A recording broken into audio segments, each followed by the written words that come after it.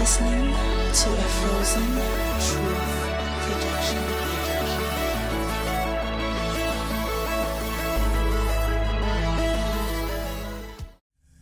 And we are back. Welcome. It is episode 3 of Tuesdays with Morris, Mr. Morris Nelms from Texas State University. I am Justin Payne. I get to wear my Texas State shirt today. We're kind of representing Texas State, so we're going to say hello and shout out to all of our colleagues, friends, and former students and things like that. In fact, I actually saw you had lunch with a couple of students and everything. How did that go? It was great. Luis Rangel and Juan Rangel. I can't remember. His middle name may be Luis. Juan Luis? It was Juan. I know it was Juan. Juan Rangel. I can't remember if his middle name is Luis or not, but and they're not related. Okay. Awesome. They went to high school together, but they're not related. Yeah, it was great. Luis was a trombone player, and I had him in jazz combo as well as in other classes. And Juan Rangel is a tenor player, and I had him in jazz combo and some other classes as well. It was lovely. And I appreciate that you have been taking time with me and others to stay connected and just catch up on life and how other people are doing. And so it actually prompted a conversation question that I wanted to pose. Has there been a teacher in your life that you are glad to, or would, number one, either glad to have, or would, maybe the other side of, would have liked to had more conversations after being their student? Numerous examples of that.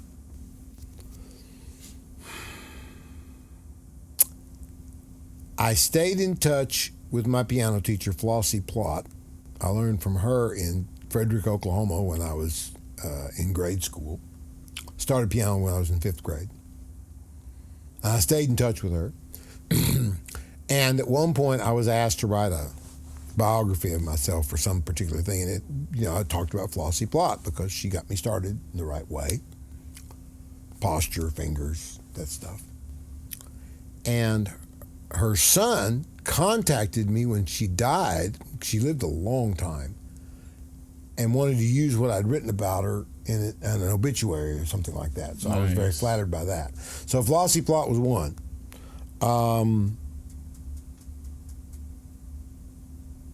Howard Johnson, who was the father of bassist Mark Johnson. Mm-hmm. Mark Johnson was Bill Evans' trio. He was the last bassist in the Bill Evans trio. Howard played kind of like Bill Evans. He was the first one to show me how jazz chords worked, and I always wanted to get back in touch with him, after I got better, Mm-hmm. And I did, interestingly, get to know his other son, Miles Johnson, who interestingly plays trumpet, right? And his wife, Gwen. They were living. He was in the military at San Antonio, and I played some jobs with him. And I found out from them that, either that he was gone or that he was not in good health. So I didn't ever get to reconnect with him. I really would like to have gotten together with him and played and just, swapped stories, gig stories or whatever, because he was very encouraging. Let me see. One of the most crucial teachers for me was a guy named Stephen Fulton, who's still alive, but we had a falling out, and I'll just leave it at that. That happens. But the debt I owe to him is immense, because he introduced me to Clark Terry. There we go. And Clark Terry was one of the big ones, because for 3 years, I got to see him twice a year for a week. And I was one of the faculty at the Clark Terry International Institute of Jazz Studies at Westmar University in Lamars, Iowa, middle of no place. But Clark came once every semester, every long semester, and then brought a band every summer. So I got to be around him a lot for a 3-year period. And yeah, I learned a lot from him. And before then, I learned a lot from him because what Clark Terry does not get enough credit for is that he codified better than anyone else that I know of the articulations that make jazz music, and really probably any form of African American music, groove more. Right? And it came from a tonguing system you used called doodle tonguing. Right? But when you employ it the right way, it will lock you into the pocket. And I've taught it to every combo I ever had, every instrumentalist, every singer I've ever worked with. I've taught it to everybody, right? And the reason I've taught it is because I'm not a wind player. I played flute in high school for a semester, for a year, and and then I played flute in college marching band for 2 years. I was never very good. I have a flute and I play it from time to time, but just for recreation. So I don't really have that background with wind instruments, right? I'm a singer now, so I understand it better than I did then. But learning his system of articulation gives you an awareness of rhythm that you won't get, in my estimation, from other systems of tonguing or other systems of scat syllables. There's just something in it. If hopefully I'm right. Was this the lesson that we had where you taught us daddle-leedle-lotta little datum? That's it. Daddle-deedle-doddle-doodle. Yes! You remembered. Yeah. Clark always started by saying, say the word noodle. Noodle. All right? Noodle, doodle. And then daddle, deedle, doddle, dodle, doodle. Daddle, deedle, doddle, doodle, doodle. See, and if you think about how you would play single strokes on a drum set in eighth notes, in any style, it's not taka taka taka taka taka, and it's not bum ba dum ba dum ba dum, but it's something in between that, and it grooves. I mean, it doesn't matter what style. It puts things right in that space that I like to call the pocket. And in this lesson, what happens is that he went around the room, and I laugh remembering the I don't want to say bombacity of their faces, because these are students that have heard and had private teachers, and they have these and that lessons and influences, and they've never heard this before, and so then they're just completely caught off guard. And from the drummer to the piano player to the bass player to the horn player, we had a good combo and multiple combos, and you did this as well in multiple combos, and for horn players, it did unlock a different rhythmic perspective, because I remember I looked at my horn player. I was like, finally, you understand my language. And it wasn't even just like before African American playing. It's just like literally rhythmically, that I want to communicate with you, but you keep speaking a language that I cannot duplicate rhythmically until you learn how to speak a language that I can support with my vocabulary to you. And because another part of that was you said you cannot just say daddle deedle doddle daddle doodle noodle. You had to pick times to break it up. Daddle deedle doddle daddle doodle doodle doodle doodle doodle daddle deedle doddle. And it said, so you said, like, so take this transcription and then break it up in the same rhythmic perspectives of daddles. And all of a sudden, what was a sort of bland interpretation, they were now starting to sound like Charlie Parker. Because that's also the same mindset that flows from a musician that knows how to phrase rhythmically as well as melodically. Because melody oftentimes, in my opinion, is symbiotic with rhythm, not by note structure, by rhythmic cadence approaches. Charlie Parker and Clark Terry were born in 1920. So they were exact contemporaries. And they knew each other. Clark got to work with Charlie Parker when he was the featured soloist with the Duke Ellington Band at a club in New York, and it was two-week-long engagement. And Charlie Parker played with them every night. And yeah.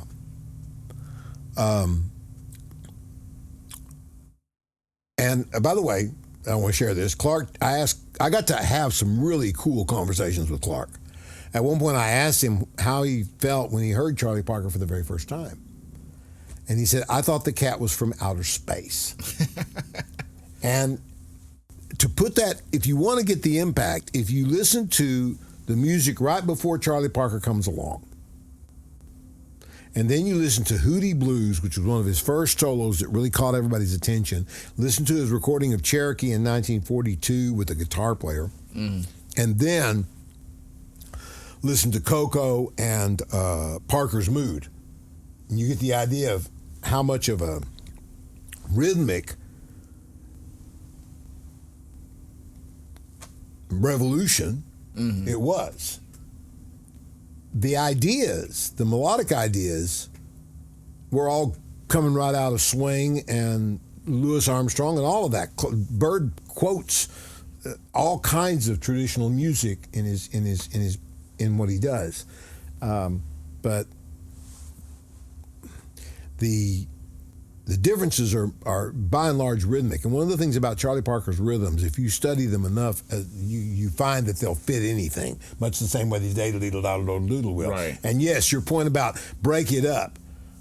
A musician who plays a solo and it's nothing, just after a while, it's like the person that won't let you get a word in edgewise in a conversation. And for a drummer, yeah, that's got to be the worst. You're playing for somebody who doesn't leave any space for you to respond. Yeah, it's like this is for my. I'm blessed to have started rekindling some relationships at Texas State University, and I went to see a jazz jam that hosted at the Uproot, which is apparently a venue above the Root Cellar Cafe. Okay, Great little room. Cool. Great. I'm very proud of them. Like, it's a great little room for jazz. We're gonna drop by and be old. But I was talking to one of their drummers that was on, and I gave him a butchism, and I asked them a question. I said, "You were playing, but you were playing for you." I said, "What's the point of music?" He kind of just looked at me and said, "I don't know." And I'm like, this is why we teach. This is why we teach. I know. Wow. What? I said, number one, as Butch Miles would say, the point of you playing music is for people to dance. If you don't want to dance to it, if nobody else wants to dance with what you're playing, don't play that. And then the other part is to have conversations musically in a whole nother language that you want to respond to what they say and you want them to respond to what you say. And I gave that information, and then I sat down on the next set and I gave some examples. Big little room, everybody's talking, but I said, I'm locking in with my horn player. He goes, we're doing Record MA. And no, it wasn't Record MA. They did Record Green Dolphin Street. And so I love how it's just that but we switched from Latin to swing, and so on a hard last bar of the A section, switching to swing, I give a solid hard one and silence. It shut the whole band down. So when we came in on the next one to swing, the entire room went from jabbering and talking and sipping their drinks to, oh, they're playing. And I just looked at the drummer. I'm saying, I talked, now they answered. And I didn't have to do a big vocabulary. Set it up. It was a hard one. Like, and it's the power of one word musically that you don't always have to speak in a giant paragraph the way I do all the time. But learning how to say something well. My pastor would say, some people always got something, always want to say something, but you need to learn how to be a person that has something to say. And I translate that also to musically. I'm sitting down, I'm doing a jam. I have not played on the set in this space, honestly, in probably a decade, since I became full gospel expressions and a pastor and a teacher and a coach and all this other stuff. I have not taken a gig in almost a decade. So I'm like, my chops are not there. So the question that goes in my head, they're like, okay, you can sit down. I'm like, okay, it's not like I've been sitting down for paradiddles in the past 3 months. I'm just going to talk in simple messages. Daddle, deedle, lotto. Deedle, daddle, deedle, lotto. And but my placement was mature enough to respond and bring people into the conversation without saying a lot of words. I'm laughing because we bring that up. I'm like, that's still a core combo memory of mine that you brought up. That's awesome. Obviously, because you're singing it correctly. Clark even talks about it. Having people say noodle. Nobody says noodle, they say noodle, right? Mm-hmm. And doodle. But if you ask a bunch of horn players, oh man, where it was worst, and it got better, but it was at first when it was the worst was fall semester because everybody's in marching band. Oh, good point. You know exactly what I'm talking about. Yes. Horn players come in and you're saying, okay, the phrase is babadoo beep bop, and you get bum da da da dum dum bum bum, and it's like, okay, we're not on the marching band field. This room is like, yeah. I mean, I'm exaggerating, okay, to make a point, but yeah, that was a point. I was there. Yeah. And the other thing that always killed me, and this kills me about music in general right now. Why does everything have to be so loud? I saw the Count Basie band. Now, Count Basie is mi numero uno. I mean, if I describe my own musical style, I would say it's a mix of Count Basie and Barry Harris, right? And Barry Harris because he's the codification of Charlie Parker. And then I would say, this is tying to your musical, who are my teachers? The other one is Clark Terry. Clark Terry showed me how the articulation works. Barry Harris showed me how the theory works. Yes. He gave me an approach to theory that I've passed on. And both of those things I learned from them, I've passed on to other people. And the things that I learned from Stephen Fulton about using simple patterns to learn to improvise, to train your ear to hear the right things in the right way so that you're playing the right notes of the chord in the right places. Mm. Right? So those were the three big things that taught me how to be a player. And also, yeah, how to teach it. But yeah, I would describe to this day, my playing is essentially, I've studied Clark's articulation, I've studied Barry's theory, and definitely some things about the way he plays, and I've really studied Count Basie. Mm-hmm. Talking about music being soft. I saw Basie at Parker. I've never seen Charlie Parker, I'm too young. But I saw Basie at Parker, the most recent band led by Scotty Barnhart. If they come and you get a chance, go. It's an expensive ticket, but it's worth it.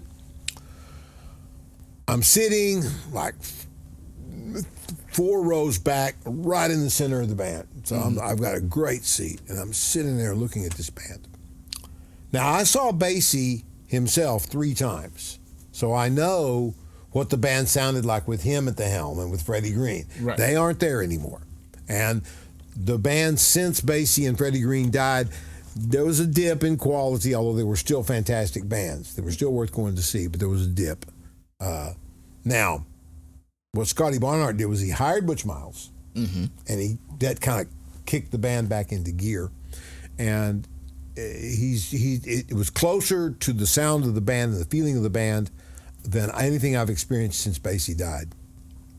And here's one of the things they did. They're playing Blues in Hoss Flat, which, by the way, there's a classic take on it by Jerry Lewis, where he's smoking a cigar and sitting in a chair pretending to be the boss. If you've never, it's amazing. If you don't think Jerry Lewis was a brilliant comedian, go watch that. I know he had a reputation for being a jerk, but you're quite funny though. Yeah, that particularly the Blues in Hoss Flat pantomime, as well as the one of Cute, is also ridiculous. I like his back and forth with Buddy Rich. Oh yeah, I've seen that.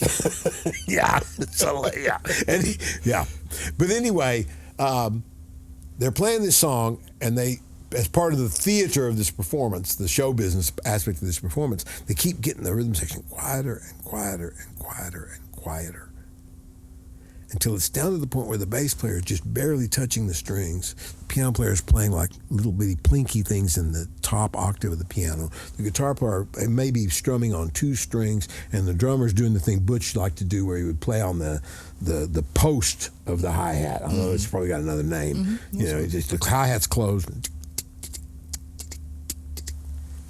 It was so quiet that the sound of people patting their feet was louder than the band.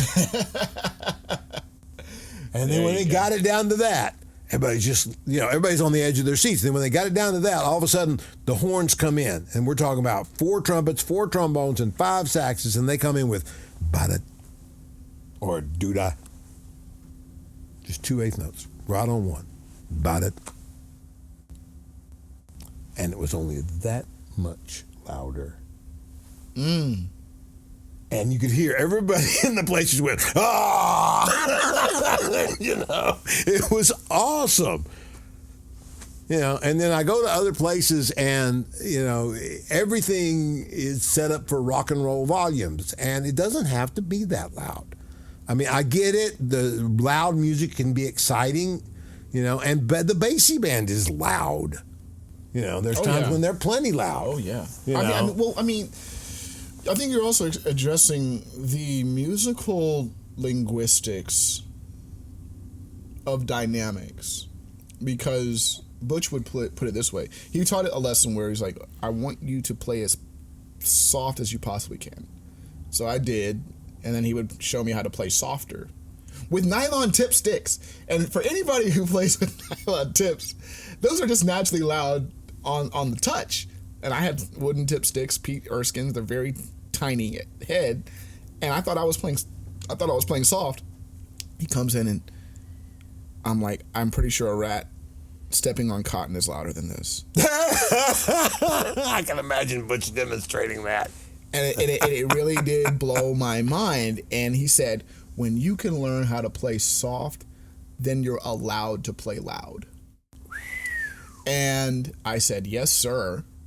That's too funny. I've got a corollary story whenever you finish. Okay, that. Because then in context, it so much drew the people in. Because then I would go to watch him play.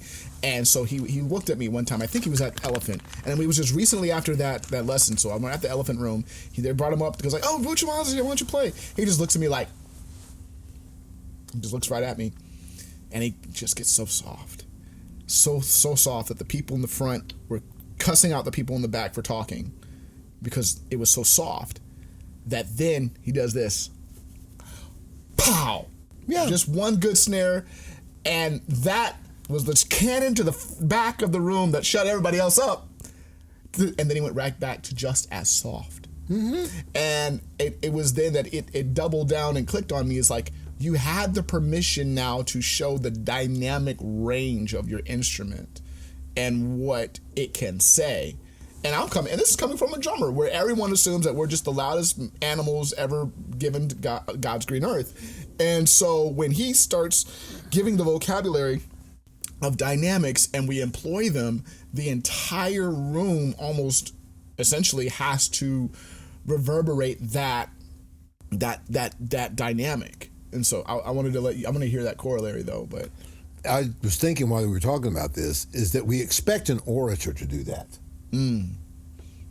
When in disgrace with fortune, we expect that kind of thing. If they don't do that, even if they're saying great stuff. I do that now with I do have some fun. I read King James versions of the Bible just to remind them of the power of the words in motion. There is a wonderful book. This is a total tangent, but it's a wonderful book. I'm going to mention it. It's called God's Secretaries. And it's about the creation of the King James Bible and what all went into it, what was going on politically, why it is the way it is, what they did when they translated it. The only real criticism I think that can be leveled at the KJV after reading this book is that they used the Textus Receptus as opposed to the critical text, right? That's the big issue. Well, I mean, okay, there are other versions. The English Standard Version uses the Textus Receptus and the critical text. The New King James Version consults both to some degree. Anyway, I don't want to get into the whole thing about the Bible translations. The thing about the KJV, they wouldn't let go of a verse until they were satisfied that it sounded authoritative when read aloud. That is the unique quality the KJV possesses. Thus You saith had- the Lord. Yeah, exactly. When the way they put all the words together, right? And it's still the most poetic translation. A friend of mine who taught English at Cornell University, rest in peace, told me once it was the best book ever written by a committee. And there you go. That's very true. You know, none of the other translations of its time were written by so many scholars. They had so many people involved in it. Anyway, the other story I was going to tell about soft. My brother went to a club, heard Ron Carter, told him he wanted to buy a lesson from him. Ron Carter said, sure, no problem. Told him how much it would be, told him when they would meet, et cetera, et cetera. And Mark came in, and I'm not sharing. Brother, right? This is my brother Okay. Mark, who's a bass player in New York at this time and has been since 2017. Excellent guy. So he comes in, and Ron Carter looks at his bass and says, okay, this is not the right setup for you. Just immediately, boom, walks you in. need to set your bass up this way, right? And then he said, now, I want you to play this for me. And he played it, and he said, no, man, he says, you're going to wake up my neighbors. Quieter. And he made him play as quiet as he possibly could. That was the first thing out of the chute, was he made him play as quiet as he possibly could. And I've seen Barry Harris talk about that with singers that come in to sing at his jam session. You know, he had this 2-hour, Barry's classes were set up where he had an hour and a half of piano playing, where he would work with the piano players about chords. Then he'd have an hour and a half with singers doing their thing. And then he would have basically like 2 hours working with instrumentalists on how to play linear improvisations.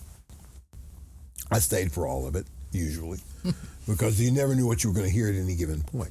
To any one of the... In any one of the sections, yeah. He would say, he would drop something brilliant. I can use that.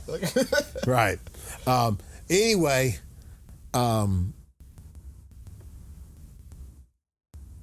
he always made a point. Freddie Cole, who was the brother of Nat King Cole, and he didn't have quite the voice Nat King Cole had, but he sang in a very similar style. And it's very much that,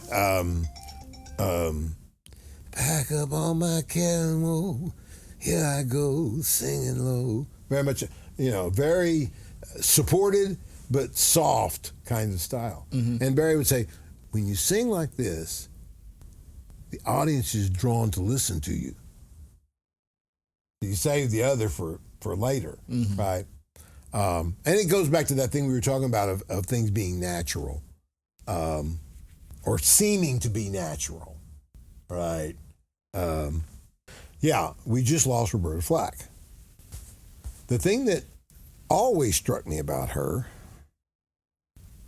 is that she's a fantastic singer. And yet, you're not conscious that she's singing. I don't know how else to put it. It's very conversational. I was listening. There's a video clip out there. If you can find it, it's worth checking out. It's Peggy Lee, Sarah Vaughan, Roberta Flack, and Aretha Franklin all together singing a tune. It's a tribute to Ellington that Peggy Lee put together. And all of them represent themselves well. They don't try to ape each other or anything like that. They stand their ground. They do what they're famous for. It comes off beautifully. Sarah walks off with all of them, to be fair.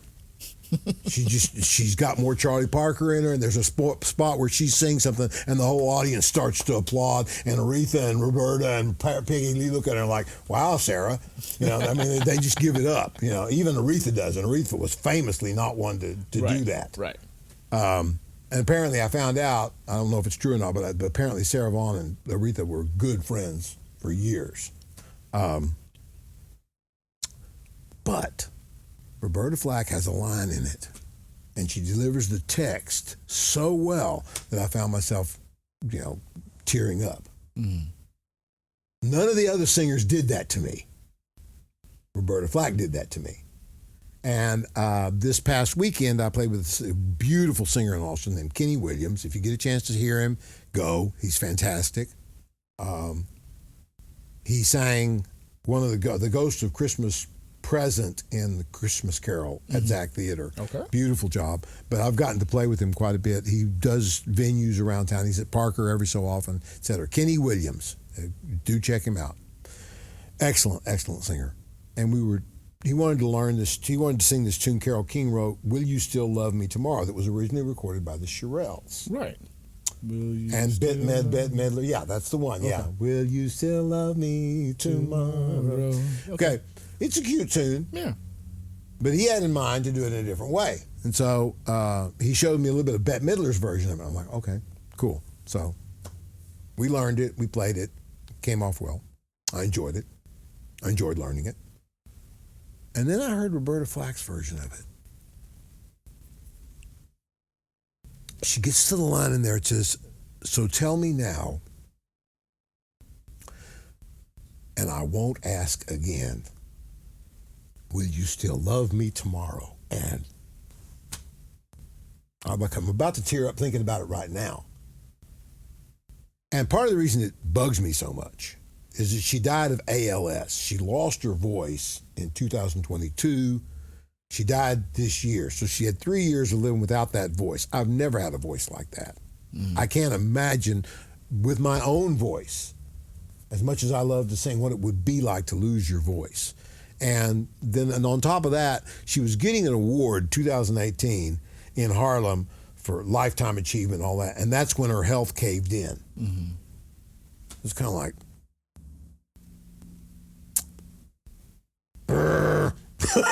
you know, it's just, it's a sad coda to a magnificent musical life. My philosophical moment of question would be, would one be as upset, or probably, I mean, this is, we are not there in that space yet.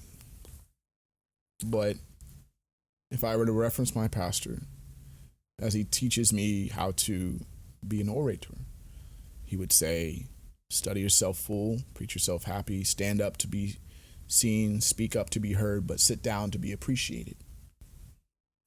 Oftentimes in speaking or presenting or conversation, it comes to a point where you have to recognize, did I say everything that needed to be said?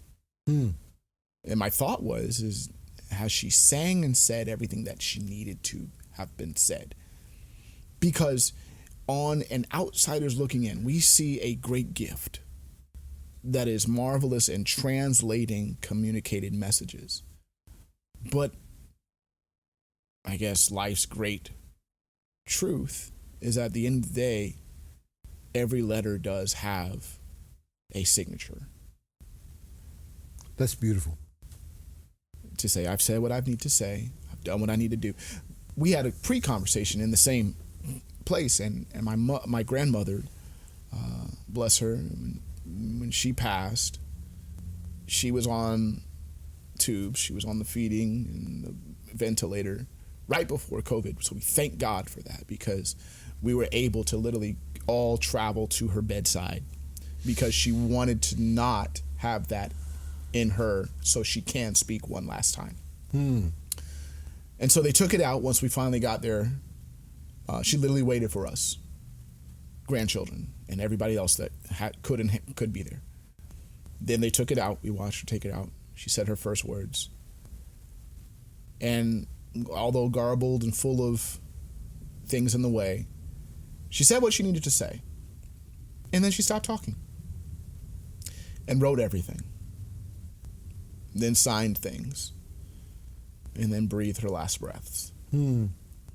But she waited her last in that moment to say whatever else was left to be said. However she was going to say it. She said it. Her children knew that she loved them. Her husband knew that she loved him. Her grandchildren knew that she loved them. She even charged me at one point. She did 4, 5, 6. I'm like 64. Okay. Later on, I realized she was challenging me to make it to 64 years with my wife, as she was 63 years married with her husband. That's beautiful. And even on her deathbed, like she challenged me. I'm like, I'm laughing. I'm like, I'm 7 years older than my wife. I gotta work out. I gotta make sure I make it. I'm shooting for 100 at this rate. But she said everything she needed to say. That the only thing left was to witness I'll say it, the miracle of transition. Where we would sing, we would pray, we would sit in solitude and silence at her bedside. We would take turns relieving each other and sitting in the space of quietness with her in dreadful reverence. But nothing was discussed of she didn't do or didn't want. She did exactly what she wanted. Awesome. She said exactly what she wanted to say. And oftentimes, I mean, she was about 88. That's the same age Roberta Flack was. There we go. And we get to that age, and I called her. I called my grandmother every week up until that point when she couldn't talk. But up until then, she's said enough where she's like, I've lived my life. I've done what I need to do. I'm here on God's good grace. We talk about the weather a lot because half the time she's like, I don't need to talk about anything else because I've achieved what I'm going to achieve in this life. And everything else is just whatever you want to know from me. But we've had many preemptive conversations that when her time was to go, I wasn't asking the question or begging, no, she's not done. No, she's not done. Or no, it's too much of a great gift. It's more of how much did I get the gift she gave? How much did I capture what she said? Because she said it. At the end of the day, did I read it? At the end of the day, did I interpret it? Did I encapsulate it? Did I internalize what she said and did and lived? That often is the question one should ask themselves when another transitions away. Because we can get very selfish and say, well, the time took away from us. But the reverse question is, well, what did you do with the time you had? Yeah. This has been since the last time I saw you. I've had two interesting musical experiences in terms of as a listener. I play music all the time.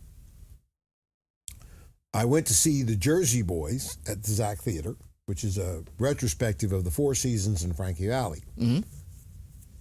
I didn't realize the Four Seasons had 29 hits. Frankie Valli had 9 hits as a solo artist post Four Seasons. Mm-hmm. It's ridiculous. And the singer who sings the bass part with the group that's recreating the sounds of the Four Seasons is a better singer than the bass singer with the Four Seasons. Now, the guy who has to do Frankie Valli, he does very well with the early stuff. Sammy Baby. He does good with that stuff. When he gets to, I love you, baby. When he gets to that, it's not quite as strong. But I'll still give him, out of 5 stars, I'll still give him 4.5, He's not Frankie Valli. Of course he's not Frankie Valli. Who is? Right? But it's a really good show, and it does a very good job of weaving the songs together with the events that led them to become what they became. I didn't realize he started singing in 1954, was 62 before they finally got the hit Sherry that put him on top. So there's 8 years, right? Yeah. Mm-hmm. Yeah, 8 years of just, laboring in semi-obscurity, trying to figure out how we're going to make this, how we're going to get this to work. And watching all these people sing, I found myself, gleaning things from them. So he just told me, how much are you using the gift? And then go back and listen to Roberta Flack, realizing, okay, one of the things that I can learn from her right now is this woman is perfect when it comes to how she shapes every single vowel she sings. Better, as good as anybody I've ever heard, including Sinatra, who's often highly regarded for that. Anyway, so yeah, it was a very, very because once I heard that she died, as you often do, you go back and check stuff out and see what's going on with her. She did a version of Let's Stay Together that I just heard before we did this. I'm sorry, I think it's far superior to the Al Green version. She reharmonized it. She was a fantastic piano player. Yes, she was. I mean, really, really nice. She could say, one of the reasons I like her then and like her now is that I could always hear and sense the jazz part of her background. It was in there. Right. The first album she did, Ron Carter was the bass player on. All right, so she was always, and Les McCann, who's jazz R&B person, is the one who encouraged her to get out there and become a more well-known performer. So the connection to the jazz community was always there, even if it's tangential. And I remember in the early 70s, we're talking about 74, I went to college and decided I wanted to play jazz music, and I wasn't really interested in anything else. Typical hard-headed young man. I remember driving and hearing a complete album of hers on the radio, Lawton radio station. Said they were going to play. They had a brand new album from Roberta Flack. I don't know which one it was. I don't remember any hit songs on it. I don't remember anything about it other than they played the whole thing, which radio stations never do anymore. Man, yeah, they don't even play the full versions of them. But all right, yeah. Yeah, I was blown away. They played for however long this album was, 45 minutes. I got to hear that voice. Well done. And she was playing a Fender Rhodes piano, and Fender Rhodes piano was the sound of that time period, and I was about to get one. Right, so I was really interested in the Fender Rhodes piano because I knew that I needed one of those to gig, and here I'm listening to somebody who really knows how to play one. So that's just a moment in my life that Roberta Flack gave me that I remember as a blissful moment. So I guess to some extent I can say, indeed, that I did hear what she had to say. Did I get all of it? I don't think so. But you have the blessing of the recordings to do so. Yeah, that's true. Yeah. When Dizzy Gillespie died, Bill Cosby said something that made a great deal of sense. He said, "I'm disappointed because I won't get to hear anything new." And that is the essence of it. I mean, she was still singing up until, her health prevented her from singing. And she had her voice really, her technique was so good, it just got better. I mean, the version I heard of Let's Stay Together was from 1994. This is 20 years into her career. Right. If some singers who don't have good technique, their voices cave in on them within a few years. Right. So, by the way, if you're an aspiring musician and you're watching this, make sure your technique is good. Don't bang yourself up. Don't. No nodules. No tension. Figure out how to do things simply and easily and effortlessly. Make it easy. I banged the piano for many years more than I should have, and I had to deal with all kinds of stuff. You were talking about teachers. I got to work with Russell Reapy, who was the composition teacher at Texas State. He's also a fantastic classical pianist. And he made me play major scales at 60 beats a minute in whole notes. Oh. Yeah. Boom. Oh, wow. And then lift. Dong. All right. And what are you doing? Well, you're basically relaxing all of this. It got rid of a whole lot of arm tension that I didn't even realize I had. So just by slowing it down. If you by any chance you see this Russell Reapy, Dr. Russell Reapy, thank you. That was extremely necessary. I needed it. He was also a great composition teacher. Well, I mean, if my tangent would be even relating to the conversation that we've had, is that some of the greatest strengths of your musical life, and then we can then parallel it with life in general, is the ability, you master it when you're able to slow down and be quiet. Because the masters know how to play slow. The masters know how to be quiet. It is harder to play soft or sing soft than it is to sing loud. It is harder to play slow or sing slowly because of the breath control required than it is to sing or play fast. You know, when you're young, you want to go fast. You want to figure out how to go fast. And that's great. And you should put a lot of energy into learning how to play fast. Charlie Parker could play fast as a bandit and then turn around and play a ballad so slow no one could dance to it. Yeah, and yet fill it all up with beautiful stuff. I remember Freddie Mendoza at one point, the director of jazz at Texas State. He said we were doing a chart, Body and Soul, and we really slowed that sucker down. And I think he made a comment, however, may or may not be appropriate, but he made a comment. We were at like a bar talking after a gig. He's like, I can tell how many of y'all have never been in love or made love because of how fast y'all want to keep playing this song. Because if you really understood the lyrics, understanding the setting of what this song is supposed to be, you wouldn't play it as fast as you do. That's so funny. I did the same thing. His mother is sitting there. This kid's playing the piano, and he's just old enough, right? That this was an appropriate comment, right? He's trying to play a love song, and it's just, you know, it's clattering around like a bull in a china closet. And finally, I just stopped and said, "Hey, do you like girls?"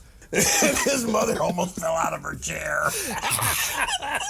Who do you like? So, think of somebody. Exactly. And it goes back to like, it's almost like going back to that conversation of like, I need you to go be sad, and now you can actually act sad. So I need you to have been in love for you to recognize or think about love before you can really play about love.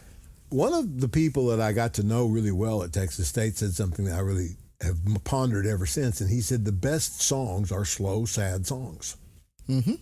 Because it is, in many ways, one of the most elusive things to capture without going overboard. It's almost you're doing the exact opposite. It's like, I need to be simple. I can't overcomplicate this. Your saddest songs are almost just straight and to the point. And it removes the shroud of imitation and even potentially I want to say the word I want to say is just sort of falsehood in a way, like people are not thinking that you're just trying to make something up to be a gimmick, but it's actually you're telling a story, you're telling a true and conveying a true emotion, and that requires a certain level of honesty in the presentation. And if you look at, he also pointed out, even a happy love song, something like The Nearness of You by Hoagy Carmichael, great song. Part of that is also the knowledge that this moment will not last. Right. So in a way, even the most optimistic, happy love song has that element of sadness in it. And the best sad love songs have that element in it where it was like, but it was mine for a minute. But it was mine, yeah. But even tonight, or I found my thrill on Blueberry Hill. You know, though we're apart, you're part of me still. yes. Right? Is that a great love song? I don't know, but I love listening to Louis Armstrong sing it. There was a singer that actually popped up in my mind when you talking about Roberta Flack, and it was Samara Joy. I know of her. I have heard a little bit of her. She is was a Barry Harris protege and is really all over the place right now. I need to go check her out some more. She's definitely probably, I don't know if she's the hottest female jazz vocalist in the field right now, but she's certainly one of the hottest ones in terms of like public attention. I would like to say she's the renaissance of the female jazz vocal because she demonstrates a dynamic ability similar to the conversation that we had, because she's so Sarah Vaughan-esque, rich, young. And it's almost like she's young. She is young. She's no older than like maybe 24 or so. But it's almost because of that. And you have this now, and she has good technique and she has good training. She's going to age wonderfully. And we know this, and this is the other part, because her grandfather, Elder Goldwire, He was 92 years old and competed in a TV show called Sunday's Best, and almost won the thing in 90 plus. So she comes from a singing family. Oh, wow. Like even her father. Oh my gosh, she sings. There's this couple videos with her singing with her father and her grandfather, and they are just and she's the baby of the bunch, and her whole family is just timeless. So she will age into that. It's almost the perspective of, if you keep this up, you will be on that shelf of another generation's Sarahs or Ellas, or like it's that level of consistency and smoothness where she's capturing the dynamic ability, but also has the new generation approach to melismas and riffs and runs, and her command of such in between to float seamlessly in between that is scary to some in this day and age, because of what we just said. Like we're in a generational music that cannot process dynamics the same, and I'll tell you even why. Because our listening atmospheres are different. Oh yeah, we don't go to listen to music unless it's in a large scale venue. So, I mean, as a societal whole, we know, of course, our individual, pockets of remnants, our little caves, but as a society whole. And then so what they do is, not only if they go to their giant stadium concert, but then the other alternative, when do they ever hear music, is in the car or in the headphones to escape the noise around them. I had a student in my Intro to Fine Arts class. I played something on piano, and of course it's unamplified and it's not compressed, or it's just the sound of the piano filling up a room a little bit bigger than this room, but about the same size. And this one woman said that she had never in her life sat and listened to a piano in a setting like that. And that's part of the problem. You're exactly, we're conditioned. I got one student's attention when I said, look, you buy that CD or you download that MP3 or whatever, and you think that's music. That's not music. That's a documentation of a musical event. Whether it was layered, the way Steely Dan does their stuff and the way Justin Bieber obviously does some of his recordings, or if it was done live and recorded. It's nonetheless a document of some music that happened at another point in time. We mistakenly think that's music. The difference is, this was the point I used to make in Intro to Fine Arts. If we can take your favorite actor, whoever it is, and have them come into a room where it's just you and a few other people and it's intimate and there's no microphones or anything, and we ask them to either read or perform some of their favorite monologues, we will find out a whole lot more about who they really are and what they're really capable of than we will seeing them in a film where everything can be compressed, reach more than one take, pieced together. And they've been doing this for years. Marlon Brando sang the lead in Guys and Dolls. Yes. And he and Gene Simmons both were they were the two main leads. Neither one of them was really a singer. So what they did, they got them the voice lessons and they trained them, and then they made the recordings of the songs, and they took basically, like say they did 10 takes or something. Then they would take the best notes from those takes and piece them together. Yeah. so that it sounded like they could actually sing. He's still kind of talking through it. Exactly. Yeah, he's not, I mean, there's a feud between him and Frank Sinatra because Sinatra felt like Marlon Brando got the best songs and Brando felt like Sinatra couldn't act. So they didn't get along too well. Right. But nonetheless, that's been going on for a long, long time. And the Four Seasons, I read this about them as well, they layered the voices in their recordings. Well, the Carpenters did the same thing as well. That Close to You, where they have that wah, yeah, yeah, yeah. They've obviously layered their voices over and over and over to get that big, thick sound. They probably hired background singers to do that work when they take it on the road. But what Valley was admitting was that their road show now he's 90 years old, so he's allowed, I guess. Yeah.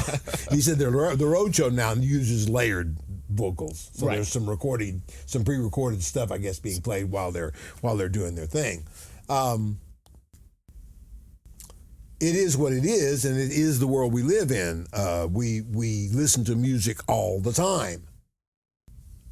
We go to the grocery store and there's music. We go to any public a restaurant and there's always some kind of music being played most of the time.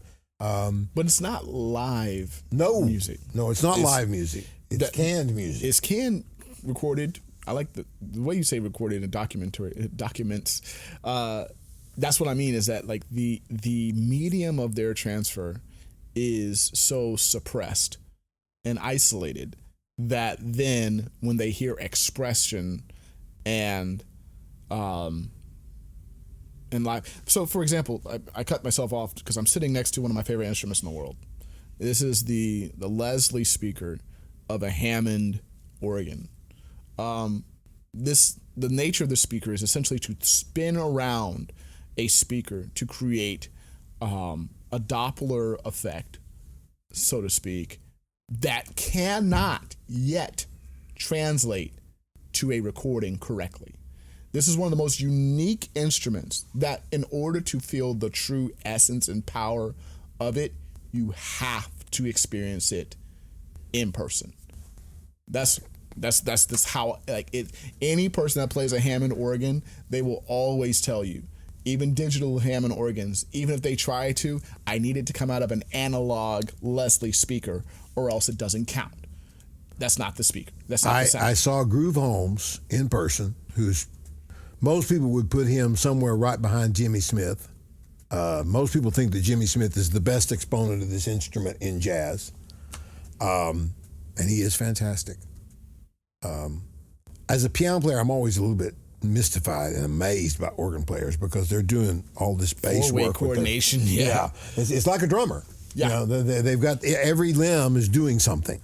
And then they're changing sounds up and stuff. With piano, it's just hit the right note in the right order, you know, and with the right touch. I mean, I'm not downplaying the piano. It's got challenges that are different from this. But I saw Groove Holmes in person with a fantastic band, fantastic drummer. It was awesome, and I'll never forget the sound of that. Right. And then once I got to play one of these rehearsing with the band, and it was like, oh, I could see why people like this so much, right? I've never owned one, so I've never had a chance to really sit down and play with one. I was looking into one of the digital ones, like you said, but they had a Hammond with a Leslie right next to it, and I played the Hammond with the Leslie, and then I played the digital Hammond, and I was like, no. I need the analog. No. I'm not going there. And I have the similar problem, by the way, with electric pianos. The piano samples are very good, but they don't have the same kind of sustain, and I mean sustain that you feel when you hear a real piano. Right. They also don't have overtones, but that's a whole nother, like this instrument's got overtones. Right. The Hammond does. And so does, to some degree, the Fender Rhodes has overtones. It does, yeah. But digital recordings don't have overtones. Now, I'm sure somebody is working on making the samples even better so you'll start to feel that more and more. What I've noticed is that by combining sounds, if I take an acoustic piano sound and a Fender Rhodes sound and combine them, not so they're 50-50, but so that it's mostly piano and there's just a touch of Fender Rhodes, then I get something that gives me more of the feeling of piano. And doesn't make people think I'm playing an electric piano, because some people really, people who aren't pianists, they want that sound. They don't want the other sounds. They don't want a Wurlitzer sound. They don't want a Rhodes sound. They don't want an artificial sound. They want a piano sound. So I've been able to find ways to make myself happy by experimenting with that. And thankfully, the keyboards are getting better and better and better all the time. So, but yeah, it's I'll still take. I'll take a broken down Spinet every day of the week over any electric keyboard.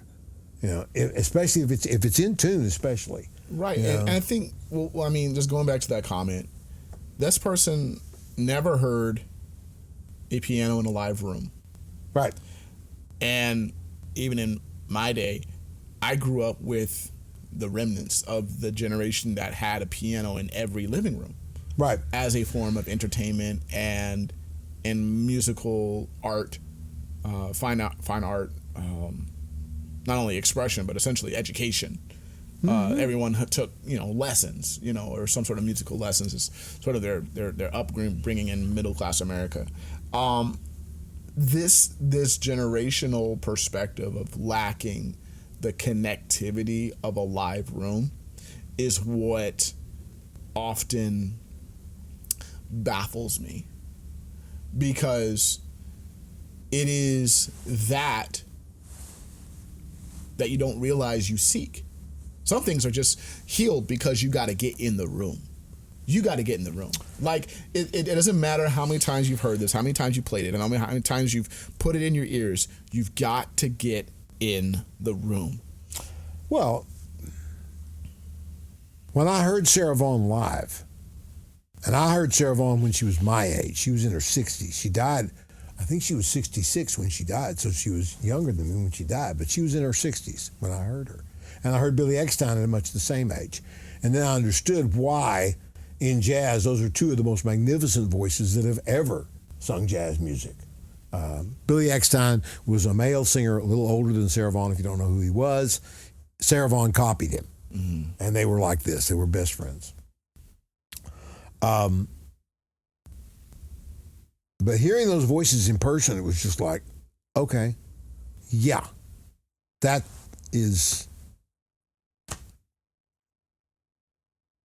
the way it ought to be. I'll just put it that way. Yeah.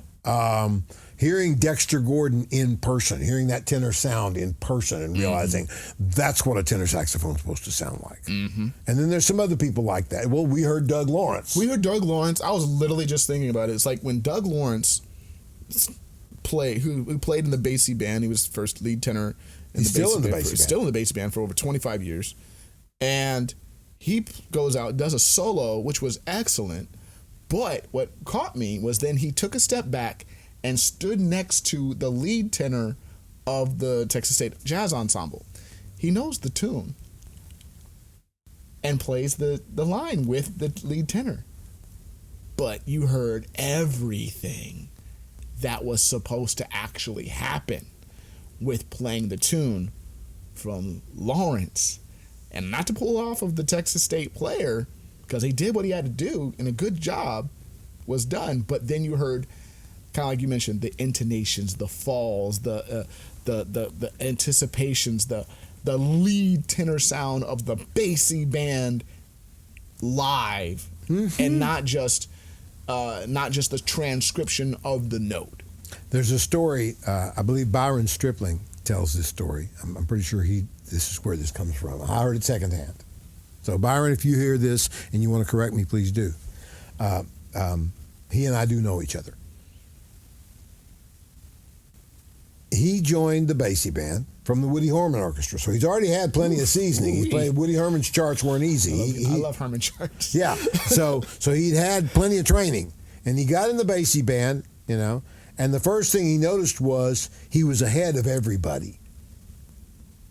And Sonny Kahn, who had been there forever, the understanding among the trumpets is that you phrase with him.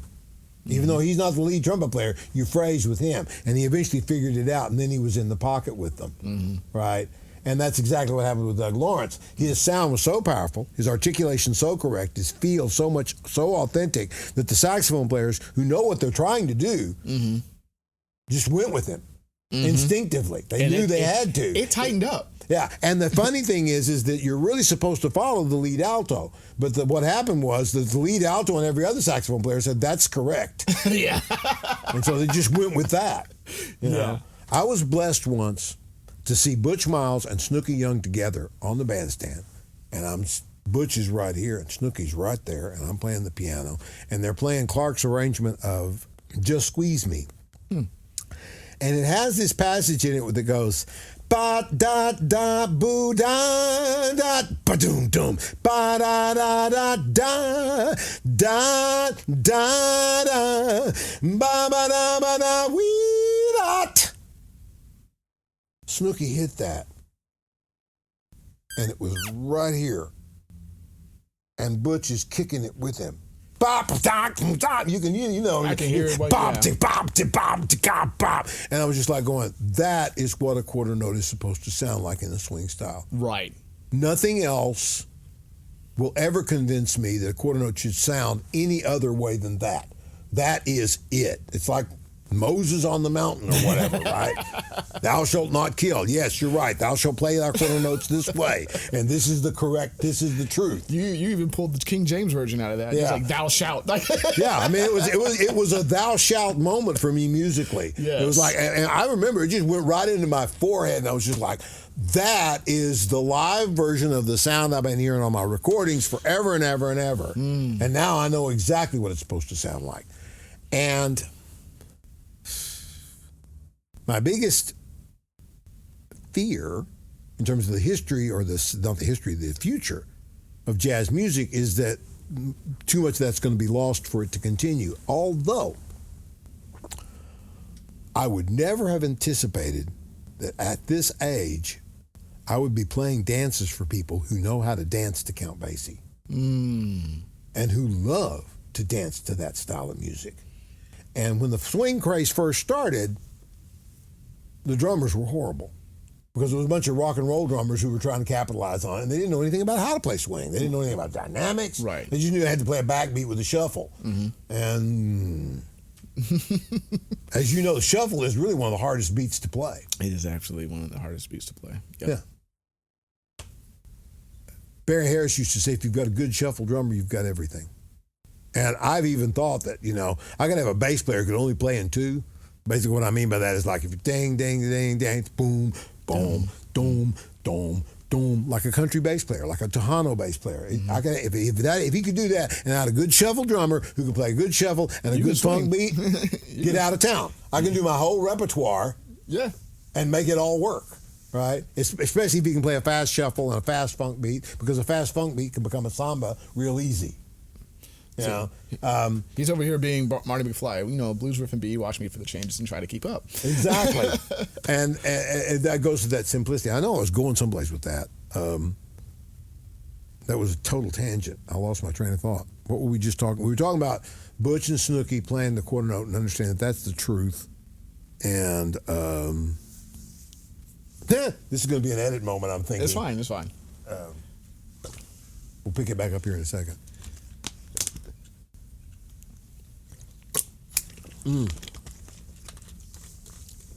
Oh, I fear for the future of the music when all of the people who were the original generations of jazz players, and they're rapidly diminishing, are gone, and then all of the people who heard those people are gone. Because when it's only recordings, as we well know, recordings don't tell you everything. They don't tell the story. They just represent the space the story occupied. Exactly. Well, there's a renaissance. Oh yeah, there's definitely a renaissance. I would never have seen the kind of interest in jazz that there is now coming. I was stunned when I went to New York. I've been to New York in 2023 and in 2018 and 2017. And jazz is alive and well in New York. I'm sitting here at Smalls watching a whole crowd of young people dancing to Dizzy Gillespie's Ow. Ooh, I know why. I have a theory. I hate to call you up, but here's my theory, my observational theory. From being a young man now transitioning into middle-aged man, but knowing the culture of what was taking up the dance floor. Now, I don't mean they were dancing in the sense of traditional dance. They were just all... It'll be there. They were just sitting there drinking their drinks and dancing. It's going to be there. Why? Yeah. Because at least from the 2000s, if there was a club dance scene, they were playing the Air Force Ones, Nelly, all that stuff. There was space to dance in the nightclubs. In 2015, and I mentioned mumble rap, when the mumble rap came into the urban scene, there was no necessity to dance to the music because you didn't know what they were saying. So then... Interesting. It was songs that are also still getting popular about status symbols, not doing this dance. There used to be a sort of hip hop tradition of every other song was about doing this dance, similar to the 50s of do the twist, do the shuffle, do the mashed potato. Right. When you had a dance revolution of doing a specific dance, and people wanted to go out and participate in that. Therefore, if you go back even further into previous 1800s and 1700s, in the course of a ballroom dance, you want to do the foxtrot, the waltz, the ballroom standards that then fit the music that it was calling for. So when you have a cultural club dance tradition that lost the dance, the current average club was now a supper club, nightclub without a band. So then there's nothing to want to dance to. You stand in your section, and everything is sectioned. It just literally looks like a restaurant. No dance floor at all. And people just have sections, and they just drink overpriced liquor. For what they would pay $40, they paid $400 in the club just to show that I spent $400 in the club. Well, it lost a lot of appeal to those who had no money. Because it's like you spent your whole paycheck to show that you spent your money on the paycheck. You didn't have any fun. You got drunk, but that was it. And now you're broke. You didn't dance. I used to go out. I would dance, spend no money. I drank water. I would be fine because I had a great time dancing with my partners, and that was it. So you went out to have a good time by dancing. So if the urban hip-hop culture expression of dancing is gone, the youthful exuberance of dancing is still curious. All right, so this ain't the genre anymore. The dance genre is no longer hip-hop. It's something else. Like I went to San Angelo. Oh, they dance. Cumbia. Tejano. They'll dance to 70s cumbia all over. And I'm talking about a whole bunch of 15-year-olds. Because there's no current new music that invokes that kind of joyful exuberance. So then the youth will always be the youth. It's just whatever avenue opens that up for them to be that. So Wow. when with jazz and you're giving them space, and we're no longer relegating jazz is what is serious, and jazz was potentially for the upper crust of society to participate in, but now it finally gets back to the juke joint grassroots movements of we're just going to go have a good time and play for us and express us. Oh, then people start wanting to dance. I'm even thinking about, like I said, the Uproot Jam. It was a room that was the quarter, probably the size of this tile a little bit almost. And it's a small, tiny area, but people wanted to move. You can feel the energy in the room.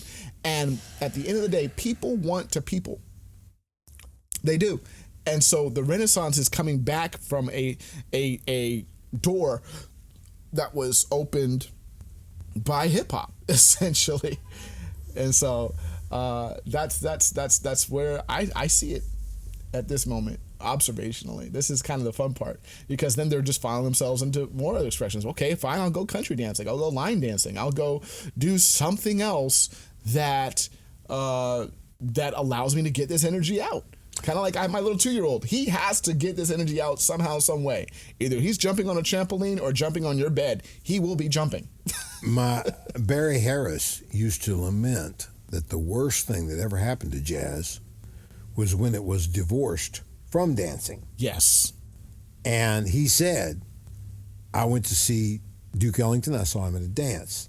I saw Count Basie at a dance. I saw Charlie Parker at a dance. I saw Thelonious Monk at a dance. I remember once people went to dances, and that's where they also heard jazz luminaries, and jazz luminaries knew they had to be able to play for dances. Charlie Parker toured the South with Red Rodney, calling him albino red because of the segregation back then, but they played all these different venues, and they played for dancers, right?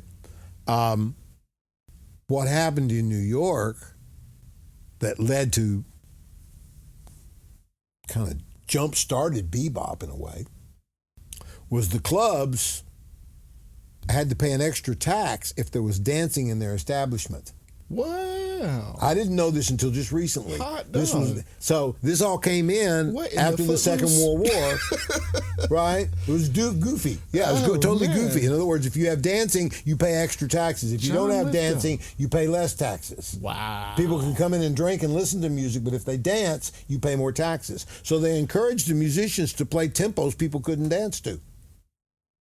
So what? Now you give a bunch of creative musicians who are tired of playing big band music. Exactly. You give them permission to play as fast as they want to play or as slow as they want to play, and they've got the chops to do it. Hot dog. Wow. Yeah, and then the end result was a bunch of music comes out that they're really proud of, and they should be proud of, that the general public is like, okay, what is this? You know. Now. Then so they literally have to sit down, process it, and the establishment makes their money by having more, like I said, it's now just sections. They sit and just listen. They don't have a dance space. Mm-hmm. Wow. Yeah, so it's been done before. It's happened before. And then what happened was, one of the things that happened about a decade later, with the advent of hard bop and Horace Silver's music and stuff like that, was a bunch of guys said, we love Charlie Parker and we like what he did and we like this, we like all this and we want to keep that, but we want it to swing. Mm-hmm. We want it to feel like Count Basie feels. We want it to have that too. And so, you know, Art Blakey's band. You can dance to most of Art Blakey's music if you want to, you know. That just made my day. Because you see the full circle expression of how people want to express themselves, and then how times change with bureaucratic moves, frankly, incredible. That is just most of what happens in the pop marketplace, whether it's movies or television or music, is stuff that's being done to us. Mm. Mm-hmm. You know, I mean, for every star that's put out there, there's probably a dozen other people that are just as interesting and have just as much to say. But because the people who are making the decisions are not convinced they will put as much money in the till, they won't get behind them. Mm-hmm. Whereas to me, if you look at other businesses,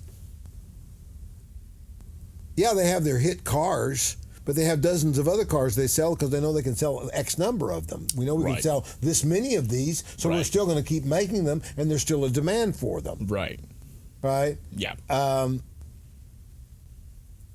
In a country of 300 million people, 3% of the marketplace of recording sales is not negligible. It's not nothing. Right? I've contended for a long time that one of the reasons that jazz music does not get more attention is it's not a television thing to listen to. Mm. You don't see it on television. You don't, you know.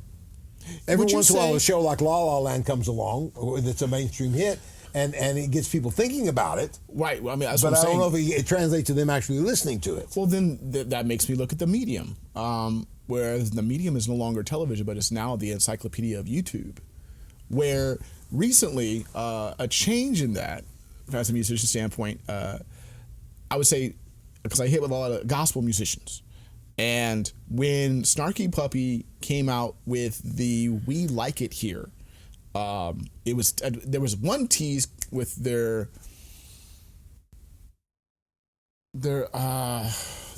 light gold, their gold. There's suddenly a thing of gold or something like that. I forget the name of the track with Sean Martin. He does an incredible Moog solo, and it's just an up and up modulation about a minor third every other couple of phrases, and it just kept lifting and lifting and lifting, and that was a great solo.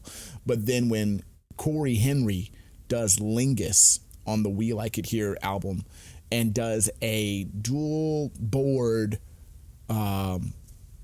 octave masterpiece on that with Larnell Lewis killing a polyrhythm in the background, and it challenged the gospel players to say, okay, we're done playing simple, because gospel and CCM music have kind of merged to be a lot more simplistic, and versus the arrangements that were in the 90s or so. So now the challenge to duplicate that and give it more attention was certainly felt by that audience. And then you couple that with the medium of YouTube was I didn't have to wait for a program to watch it. We sent it to everybody. Hey, watch this. Hey, watch this. Hey, watch this. This is available. Watch it now. And you don't need anybody else's dollars.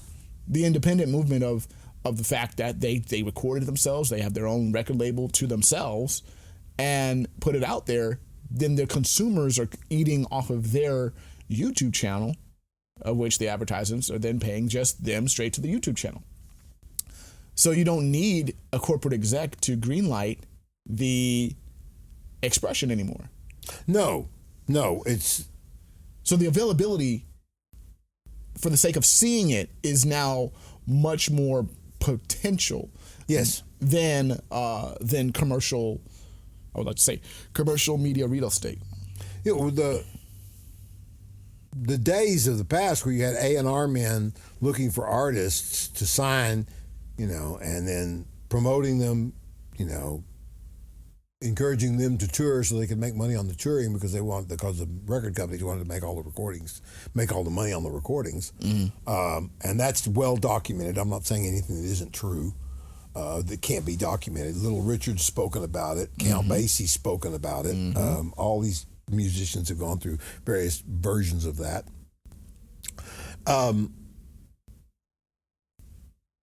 Now, anybody who wants to, who's got a microphone and a camera, can put content on YouTube.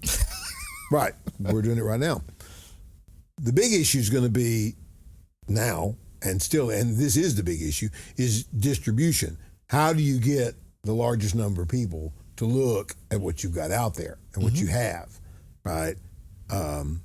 Justin Bieber is a case of a YouTube phenom. That's he true. basically succeeded by putting his stuff on YouTube. Enough people saw it.